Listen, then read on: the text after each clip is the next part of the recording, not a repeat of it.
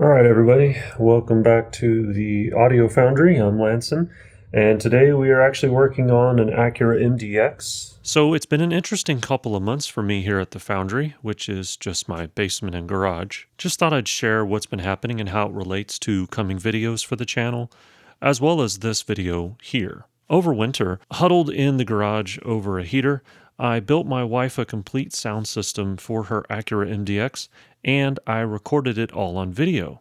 And in the past, I've always taken pictures doing my builds, and I've posted them to the DIY mobile audio forums and similar.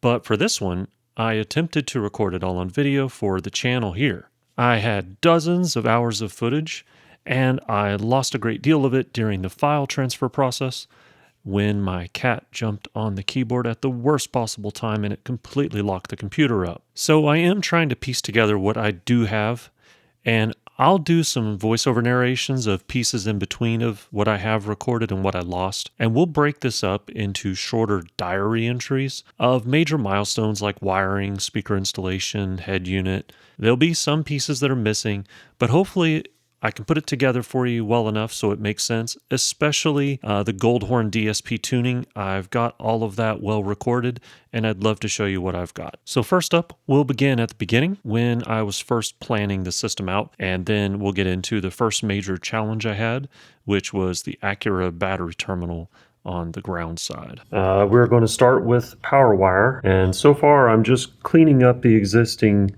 cabling here. Now this system that we're going to be putting in, this is for my wife's MDX. This system is going to be a modest design. It's nothing that's going to be too particularly amazing. We're going to do our best with a 10-channel DSP by Goldhorn, and we're going to also have a 500-watt rainbow amplifier. Yeah, right around here I lost some footage.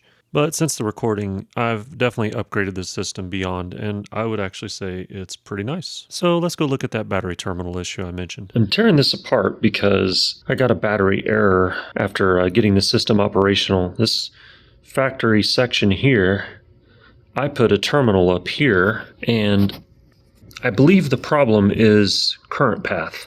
So I put it up here, but the sensor is reading down here. I believe it's just a matter of me getting to there. So what I'm going to do is probably grind this off. I need to get it flat. And then I'm going to install my terminal here at the bottom and see if the circuit reads the right current. And I guess I'll let you know. Okay, so if this works, the negative terminal matches up to this copper bus bar, goes through here, and then in here. And this has to be electrically insulated because it can't create a short to the current. So connection in. If this works, this is the answer. If not, I guess I'll buy a new terminal like a more modern MDX, or I think an Odyssey. Honda Odyssey has this, and then it has like an extra terminal ring, and I can just connect there. So one way or the other, I'll solve this problem. I was on the right path, but a mistake was made. Okay, I need to do an update. As I was completing the speakers, I decided to test the voltage since the head unit has a voltmeter on board, and it was pretty low. And then I went to the battery, and the battery was fine. It was 12.6 on the charger, but this terminal was loose. This is the negative terminal that's been just trouble with this MDX. So I want to just point out what's happening.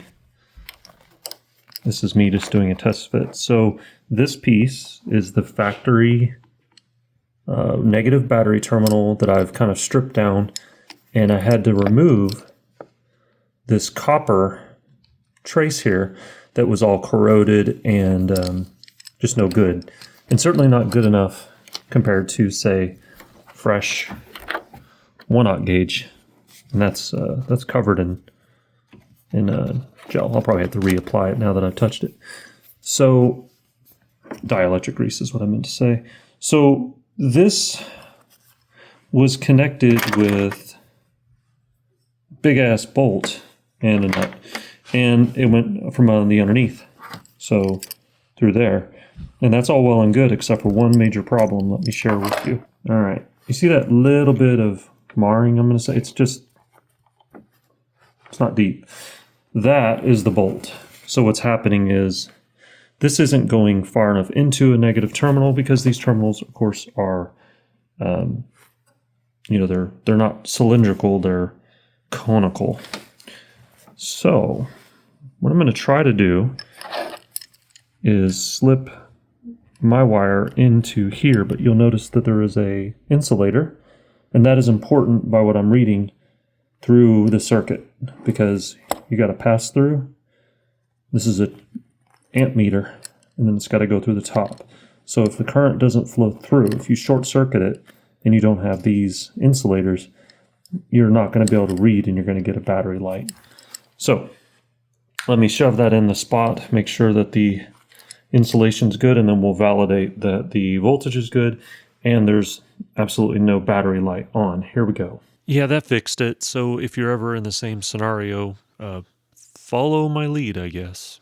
And you know how one thing leads to another. During this whole video recording fiasco, the timing belt tensioner failed on this beloved 200,000 mile MDX.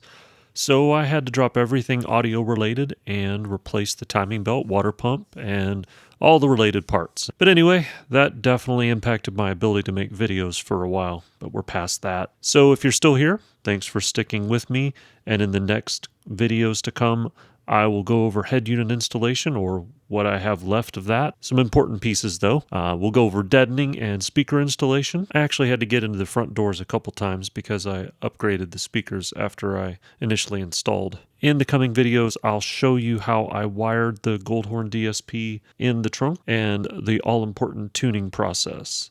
So thanks for joining me on the Audio Foundry, and take care, and look forward to next time.